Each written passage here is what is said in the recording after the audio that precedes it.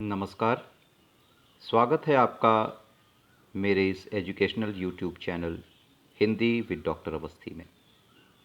आज हम नेताजी का चश्मा इस कहानी का पाठ करने जा रहे हैं जिसके लेखक हैं स्वयं प्रकाश। नेताजी का चश्मा। हालदार साहब को हर 15वें दिन कंपनी के काम के सिलसिले में उस कस्बे से गुजरना पड़ता था। कस्बा बहुत बड़ा नहीं था, जिसे पक्का मकान कहा जा सके वैसे कुछ ही मकान, और जिसे बाज़ार कहा जा सके वैसा एक ही बाज़ार था। कस्बे में एक लड़कों का स्कूल, एक लड़कियों का स्कूल, एक सीमेंट का छोटा सा कारखाना, 2 ओपन एयर सिनेमा घर और एक ठो नगर पालिका भी थी। नगर पालिका थी तो कुछ ना कुछ करती भी रहती थी। कभी कोई सड़क पक्की करवा दी, कभी कुछ पेशाब घर बनवा दिए, कभी कबूतरों की छतरी बनवा दी, तो कभी कवि सम्मेलन करवा दिया। इसी नगरपालिका के किसी उत्साही बोर्ड या प्रशासनिक अधिकारी ने एक बार शहर के मुख्य बाजार के मुख्य चौराहे पर नेताजी सुभाष चंद्र बोस की एक संगमरमर की प्रतिमा लगवा दी। यह कहानी उसी प्रतिमा के बारे में है, बल्कि उसके भी एक छोटे से हिस्से के बारे में। पूरी बात तो अब पता नहीं, लेकिन लगता है देश के अच्छे मूर्तिकारों की जानकारी नहीं होने और अच्छी मूर्ति की लागत अनुमान और उपलब्ध बजट से कहीं बहुत ज़्यादा होने के कारण काफ़ी समय ऊहापोह और चिट्ठी पत्री में बर्बाद हुआ होगा, और बोर्ड की शासनावधि समाप्त होने की घड़ियों में किसी स्थानीय कलाकार को ही अवसर देने का निर्णय किया गया होगा, और अंत में कस्बे के इकलौते हाई स्कूल के इकलौते ड्राइंग मास्टर, मान लीजिए मोतीलाल जी को ही यह काम सौंप दिया गया होगा, जो महीने भर में मूर्ति बनाकर पटक देने का विश्वास दिला रहे थे। जैसा कि कहा जा चुका है, मूर्ति संगमरमर की थी। टोपी की नोक से कोट के दूसरे बटन तक कोई 2 फुट ऊंची, जिसे कहते हैं बस्ट, और सुंदर थी। नेताजी सुंदर लग रहे थे, कुछ कुछ मासूम और कमसिन। फौजी वर्दी में मूर्ति को देखते ही दिल्ली चलो और तुम मुझे खून दो वगैरह याद आने लगते थे। इसी दृष्टि से यह सफल और सराहनीय प्रयास था। केवल एक चीज़ की कसर थी जो देखते ही खटकती थी। नेताजी की आंखों पर चश्मा नहीं था। यानी चश्मा तो था, लेकिन संगमरमर का नहीं था। एक सामान्य और सचमुच के चश्मे का चौड़ा काला फ्रेम मूर्ति को पहना दिया गया था। हालदार साहब जब पहली बार इस कस्बे से गुजरे और चौराहे पर पान खाने रुके, तभी उन्होंने इसे लक्षित किया और उनके चेहरे पर एक कौतुक भरी मुस्कान फैल गई। वाह भाई, यह आइडिया भी ठीक है। मूर्ति पत्थर की, लेकिन चश्मा रियल। जीप कस्बा छोड़कर आगे बढ़ गई। तब भी हालदार साहब इस मूर्ति के बारे में ही सोचते रहे और अंत में इस निष्कर्ष पर पहुंचे कि कुल मिलाकर कस्बे के नागरिकों का यह प्रयास सराहनीय ही कहा जाना चाहिए। महत्व मूर्ति के रंग रूप या कद का नहीं, उस भावना का है, वरना तो देशभक्ति भी आजकल मजाक की चीज़ होती जा रही है। दूसरी बार जब हालदार साहब उधर से गुजरे तो उन्हें मूर्ति में कुछ अंतर दिखाई दिया। ध्यान से देखा तो पाया कि चश्मा दूसरा है। पहले मोटे फ्रेम वाला चौकोर चश्मा था, अब तार के फ्रेम वाला गोल चश्मा है। हालदार साहब का कौतुक और बढ़ा। वाह भाई, क्या आइडिया है। मूर्ति कपड़े नहीं बदल सकती, लेकिन चश्मा तो बदल ही सकती है। तीसरी बार फिर नया चश्मा था। हालदार साहब को आदत पड़ गई हर बार कस्बे से गुजरते समय चौराहे पर रुकना, पान खाना और मूर्ति को ध्यान से देखना। एक बार जब कौतूहल दुर्दमनीय हो उठा तो पान वाले से ही पूछ लिया, क्यों भाई, क्या बात है, यह तुम्हारे नेताजी का चश्मा हर बार बदल कैसे जाता है। पान वाले के खुद के मुंह में पान ठूंसा था। वह एक काला मोटा और खुशमिजाज आदमी था। हालदार साहब का प्रश्न सुनकर वह आंखों ही आंखों में हंसा। उसकी तोन थिरकी। पीछे घूमकर उसने दुकान के नीचे पान थूका और अपनी लाल काली बत्ती सी दिखाकर बोला, कैप्टन चश्मे वाला करता है। क्या करता है? हालदार साहब कुछ समझ नहीं पाए। चश्मा चेंज करता है, पान वाले ने समझाया। क्या मतलब? क्यों चेंज कर देता है? हालदार साहब अब भी नहीं समझ पाए। कोई गिराक आ गया समझो, उसको चौड़े चौखट चाहिए, तो कैप्टन किधर से लाएगा? तो उसको मूर्ति वाला दे दिया, उधर दूसरा बिठा दिया। अब हालदार साहब को बात कुछ कुछ समझ में आई। एक चश्मे वाला है जिसका नाम कैप्टन है, उसे नेताजी की बगैर चश्मे वाली मूर्ति बुरी लगती है, बल्कि आहत करती है, मानो चश्मे के बगैर नेताजी को असुविधा हो रही हो। इसलिए वह अपनी छोटी सी दुकान में उपलब्ध गिने चुने फ्रेमों में से एक नेताजी की मूर्ति पर फिट कर देते हैं। लेकिन जब कोई ग्राहक आता है और उसे वैसे ही फ्रेम की दरकार होती है जैसा मूर्ति पर लगा है, तो कैप्टन चश्मे वाला मूर्ति पर लगा फ्रेम संभवतः नेताजी से क्षमा मांगते हुए लाकर ग्राहक को दे देता है और बाद में नेताजी को दूसरा फ्रेम लौटा देता है।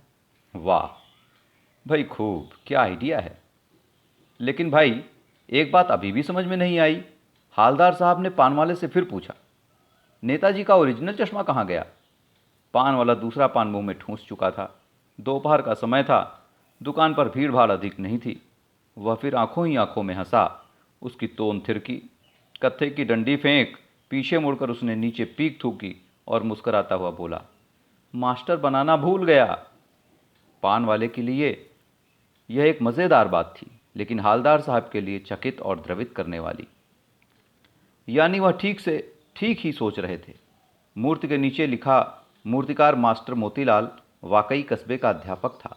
बेचारे ने महीने भर में मूर्ति पटक देने का वायदा कर दिया होगा, बना भी ली होगी, लेकिन पत्थर में पारदर्शी चश्मा कैसे बनाया जाए, कांच वाला, यह तय नहीं कर पाया होगा।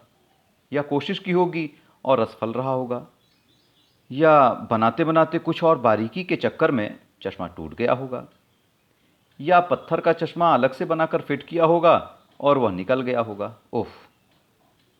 हालदार साहब को यह सब कुछ बड़ा विचित्र और कौतुक भरा लग रहा था। इन्हीं ख्यालों में खोए खोए पान के पैसे चुकाकर चश्मे वाले की देशभक्ति के समक्ष नतमस्तक होते हुए वह जीप की तरफ चले।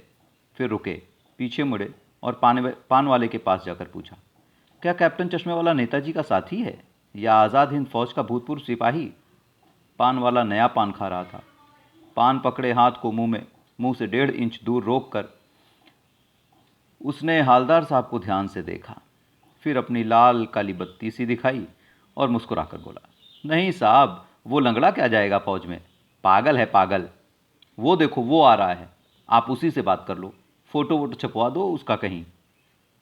हालदार साहब को पान वाले द्वारा एक देशभक्त का इस तरह मजाक उड़ाया जाना अच्छा नहीं लगा। मुड़कर देखा तो अवाक रह गए।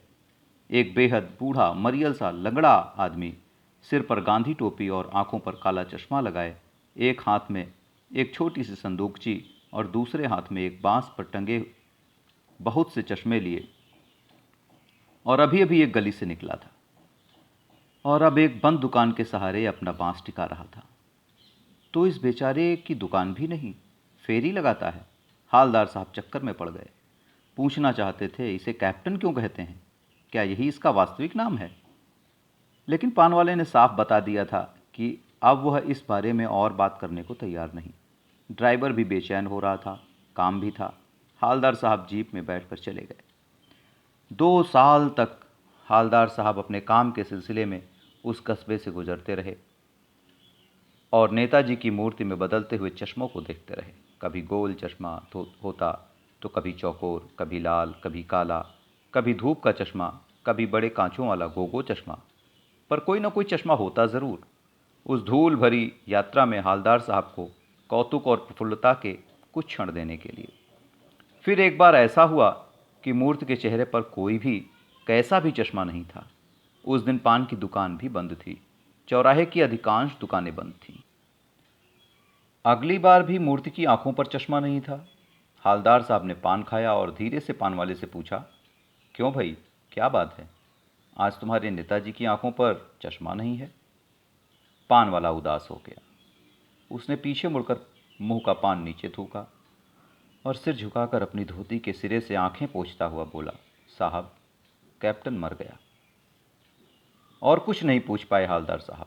कुछ पल चुपचाप खड़े रहे, फिर पान के पैसे चुकाकर जीप में आ बैठे और रवाना हो गए। बार बार सोचते, क्या होगा उस कौम का जो अपने देश की खातिर घर गृहस्थी, जवानी, जिंदगी सब कुछ होम कर देने वालों पर भी हंसती है और अपने लिए बिकने के मौके ढूंढती है। दुखी हो गए। 15 दिन बाद फिर उसी कस्बे से गुजरे। कस्बे में घुसने से पहले ही ख्याल आया कि कस्बे की हृदयस्थली में सुभाष की प्रतिमा अवश्य ही प्रतिष्ठापित होगी, लेकिन सुभाष की आंखों पर चश्मा नहीं होगा, क्योंकि मास्टर बनाना भूल गया और कैप्टन मर गया। आज वहां रुकेंगे नहीं, पान भी नहीं खाएंगे, मूर्ति की तरफ देखेंगे भी नहीं, सीधे निकल जाएंगे। ड्राइवर से कह दिया, चौराहे पर रुकना नहीं, आज बहुत काम है, पान आगे कहीं खा लेंगे। लेकिन आदत से मजबूर आंखें चौराहा आते ही मूर्ति की तरफ उठ गईं। कुछ ऐसा देखा कि चीखे, रोको। जीप स्पीड में थी। ड्राइवर ने जोर से ब्रेक मारी। रास्ता चलते लोग देखने लगे। जीप रुकते न रुकते हालदार साहब जीप से कूदकर तेज तेज कदमों से मूर्ति की तरफ लपके और उसके ठीक सामने जाकर अटेंशन में खड़े हो गए।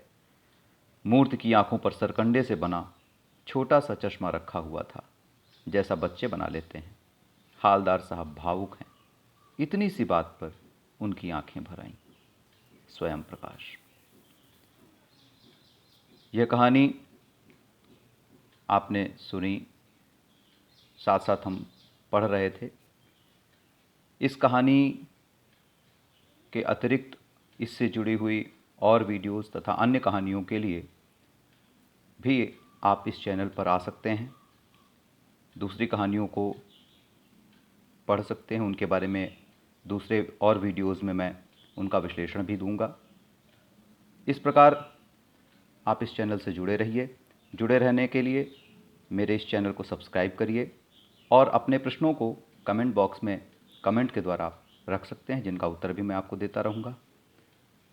लाइक करिए तथा शेयर करिए। बहुत बहुत धन्यवाद।